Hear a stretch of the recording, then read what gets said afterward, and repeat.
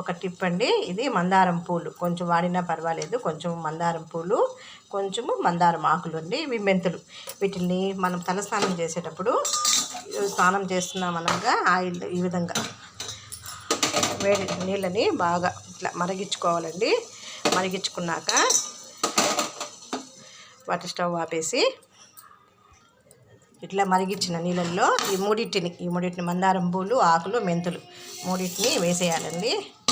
మూడింటిని వేసేసి మందారము, మెంతులు కూడా కొంచెం వేసేసి బాగా వీటిని డిప్ చేసేసి బాగా గోరువెచ్చగా అయ్యే వరకు దీన్ని మూత పెట్టి అలాగే ఉంచుకోవాలి.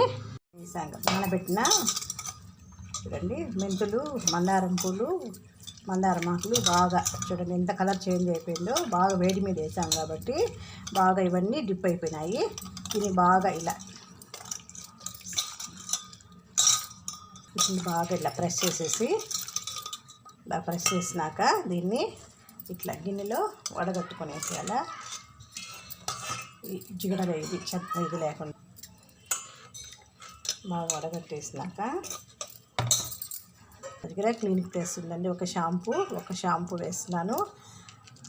తలస్నానం చేసేటప్పుడు ఇలా అప్పుడప్పుడు చేసుకుంటే ఈ విధంగా ఒక నా దగ్గర మిరాకుటే ఉంది. ఏ షాంపూ అయినా వేయచ్చు.